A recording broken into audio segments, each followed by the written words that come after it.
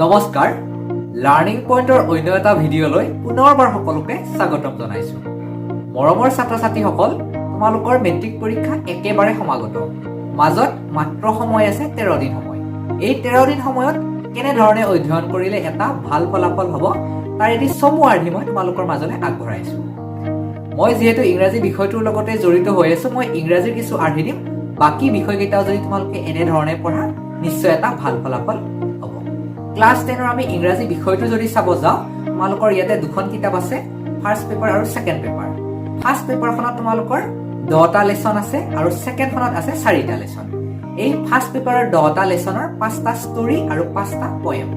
Second পেপাৰৰ 4টা story আছে। ফাৰ্ষ্ট পেপাৰৰ তোমালোকৰ আছে a letter to God, long walk to freedom, এইটো নেলছন মেণ্ডেলাৰ হয়। ক্ৰুগ আছে, ট্ৰি ফ্ৰম এছাম আৰু মেডাম ৰাইটছ দ্য বাছ। এই পয়েম সেকশনৰ খিনি তোমালোকৰ a tiger in the zoo, animals, Amanda, the tale of custard dragon আৰু দ্য বল পয়েম। ছেকেণ্ড পেপাৰৰ আছে তোমালোকৰ midnight visitors, footprints without feet, a question of trust আৰু হেড ড্ৰাইভাৰ। টোটেল হৈছে তোমালোকৰ 14টা। এই 14টা তোমালোকে এই 13 দিন সময়ত তোমালোকে কেনেধৰণে অধ্যয়ন কৰিবা। কবিতা 5টা আছে, তোমালোকে কবিতাত সময় লোৱা 2 দিন। এই 2 দিনৰ ভিতৰত তোমালোকৰ যিমানবিলাক সম্ভাৱ্য কুৱেশ্যন আছে গোটেইখিনি তোমালোকে 2 দিনত কমপ্লিট কৰা। নেক্সট ডে 2 বা দ্বিতীয় দিনা তোমালোকে ফাৰ্ষ্ট পেপাৰৰ তোমালোকে যিকোনো তাৰে 2টা ষ্টৰী লোৱা আৰু ছেকেণ্ডখনৰ পৰা তোমালোকে এটা ষ্টৰী লোৱা বা 2টাও ল'ব পাৰা তোমালোকে ইচ্ছা কৰিলে। টোটেল 4টা কৰি তোমালোকে ছেকেণ্ড ডেৰ দিনা কৰা। থাৰ্ড ডেৰ দিনা তোমালোকে লেচন তোমালোকৰ 3টা বাকী থাকিব, সেই 3টা তোমালোকে লোৱা আৰু ছেকেণ্ডত যদি তোমালোকে প্ৰথমতে 2টা লৈছা, নেক্সট তোমালোকৰ 2টা থাকিব। এই 2টা তোমালোকে কমপ্লিট কৰা। আগতে যিহেতু তোমালোকে পঢ়ি আছা, এই 2 দিনত তোমালোকে এতিয়া যিমানবিলাক বাকী ৰৈ গ'ল এই 2 দিনত কমপ্লিট কৰি দিয়া। ডে 4 বা চতুৰ্থ দিনা, সেইদিনা তোমালোকে গ্ৰামাৰৰ যিখিনি determiners, tense correction, voice, narration, preposition, sentence correction, combine, make sentence, vocabulary, ইয়াৰ উপৰিও তোমালোকে আস্ক কুৱেশ্যন আৰু এডজেক্টিভ এইখিনি তোমালোকে চাবা। যিহেতু যোৱাবাৰৰ কুৱেশ্যনত এডজেক্টিভ আৰু আস্ক কুৱেশ্যনৰ 2-এটা কুৱেশ্যন আমি অহা দেখিছো, গতিকে সেইখিনি ভালদৰে চাবা। নেক্সট ডে 5 বা পঞ্চম দিনা, সেইদিনা তোমালোকে গ্ৰামাৰৰ যিখিনি ৰাইটিং স্কিল আছে, লেটাৰ ৰাইটিং, ষ্টৰী ৰাইটিং আৰু ৰিপৰ্ট ৰাইটিং, এইখিনি কমপ্লিট কৰা।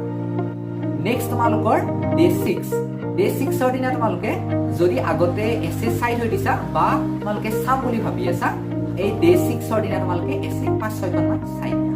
ডে 7 বা সপ্তম দিনা, সেইদিনা তোমালোকে কি কৰা, এনেকুৱা এটা সময় উলিয়াই লোৱা যাতে ক'তো অহা যোৱা কৰিবলগীয়া নহয় আৰু আগৰ এখন কুৱেশ্যন পেপাৰ লোৱা, 3 ঘণ্টাৰ ভিতৰত সেইখন চল্ভ কৰা। 3 ঘণ্টা হোৱাৰ লগে লগে লিখা বন্ধ কৰি দিবা আৰু নিজে পৰীক্ষা কৰি চাবা। যদি কুৱেশ্যন ৰৈ গৈছে তেতিয়াহ'লে আখৰটো অলপ স্পীড কৰিব লাগিব, আৰু যদি তোমালোকৰ লিখা হৈ গৈছে আখৰৰ স্পীডটো তোমালোকৰ ঠিকেই আছে, গতিকে তোমালোকে যদি আখৰ কাৰোবাৰ স্পীড হোৱা নাই সেইখিনি তোমালোকে আখৰত গুৰুত্ব দিবা। ইয়াৰ পিছত তোমালোকৰ যিকেইটা দিন বাকী ৰৈ গ'ল, এইকেইটা দিন তোমালোকে 2-3বাৰ আকৌ কিতাপখন ৰিভাইজ কৰা। ইয়াৰ উপৰিও আন কিছুমান বিষয় অতি গুৰুত্বপূৰ্ণ, সেইকেইটা হৈছে ভয়। সকলো পৰীক্ষাৰ্থীৰে মনত এটা ভয় আছে, এই ভয়টো তোমালোকে উলিয়াই দিয়া। এই ভয়টোৰ কাৰণে এক্সাম হলত গৈ এটা পঢ়ি যোৱা কুৱেশ্যনত তোমালোকে পাহৰি যাবা, গতিকে যিবিলাকৰ মনত এতিয়াও ভয় আছে সেই ভয়টো একেবাৰে তাৰ পৰা নোহোৱা কৰি দিয়া। নেক্সট এইকেইদিন ভালদৰে টোপনি মাৰা, কাৰণ স্বাস্থ্যটো লাগিব। দেহ ভালে থাকিলেহে এটা ভাল ফল আশা কৰিব পৰা যায়। ইয়াৰ লগে লগে লিখাৰো এনে কিছুমান কৌশল আছে যিবিলাকে এটা ভাল ফল অনাত যথেষ্ট সহায় কৰে। প্ৰথমে আখৰ খুব পৰিপাটিকৈ লিখিব লাগিব, তাতে কটাকটি কৰিব নালাগিব। নেক্সট লং কুৱেশ্যন এটা লিখি গৈ আছা, লং কুৱেশ্যনটো লিখিব আৰু এটা পেৰেগ্ৰাফ থাকি গ'ল, সেই পেজটো তোমালোকৰ নহ'ল, নেক্সট পেজ এটা ল'ব লগা হ'ল, সেই পেজৰ যিটো নাম্বাৰিং আছে নাম্বাৰিংটো দিব এতিয়াও নাপাহৰিব। এতিয়া আহিল সময়। 3 ঘণ্টা সময়ৰ ভিতৰত কেনেকৈ পেপাৰখন চল্ভ কৰিবা।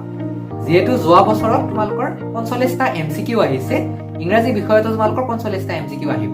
এই MCQ তোমালোকে আধা ঘণ্টাৰ ভিতৰত কমপ্লিট কৰিবা আৰু বাকী তোমালোকৰ যিবিলাক কুৱেশ্যন আছে সেইবিলাক ৰাইটিঙৰ যিখিনি কুৱেশ্যন থাকে বাকী সময়খিনি তোমালোকে মিলাবা। পেজেছ আহিব 2টা, এটা চিন পেজেছ আৰু এটা আনচিন পেজেছ। চিন পেজেছটো ফাৰ্ষ্ট পেপাৰৰ তোমালোকৰ যিকেইটা ষ্টৰী 5টা আছে তাৰ পৰা আহিব আৰু আনচিন পেজেছটো কেতিয়াও নেদেখা এটা পেজেছ আহিব। চিন পেজেছটো এবাৰ পঢ়িলে তোমালোকে উত্তৰখিনি পাই যাবা আৰু আনচিন পেজেছটো 2-3বাৰ পঢ়ি যাবা। পঢ়ি তাৰ পৰা উত্তৰবিলাক দিবলৈ ট্ৰাই কৰিম। শেষত সকলো পৰীক্ষাৰ্থীলৈ মোৰ ফালৰ পৰা শুভেচ্ছা থাকিল। সকলোৰে ফলাফল ভবাৰ দৰে হয় তাৰে কামনা কৰিম। ধন্যবাদ।